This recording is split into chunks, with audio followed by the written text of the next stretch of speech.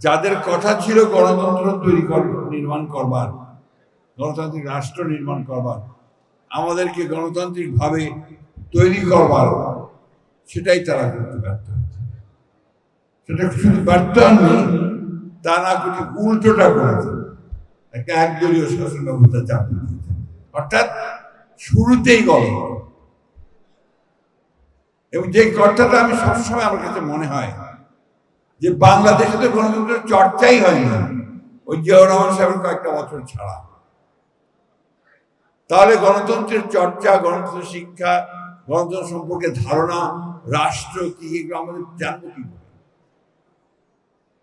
আজকে উনি একটা সুন্দর কথা বলেছেন যে স্কুল করা উচিত আসলে, এবং জিয়াউর রহমান সাহেবকে স্কুল করেছিলেন। তিনি বিএনপির একটা স্কুল তৈরি করেছিলেন। সেই স্কুলে নেতাদেরকে, কর্মীদেরকে সেখানে একটি প্রশিক্ষণ দেওয়া হবে, এবং যে কাজটা আমাদের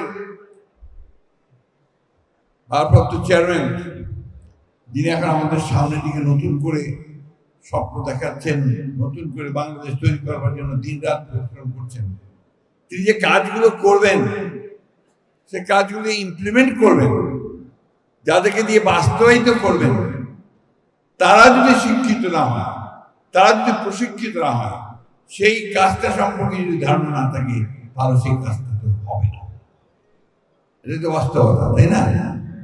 সেই কারণেই আমি বক্তব্য না আবারই বলতে চাই যে আমরা একদিন যুদ্ধ করেছি, আরেকটা এখন যুদ্ধ হচ্ছে আমাদের নিজেদেরকে তৈরি করা।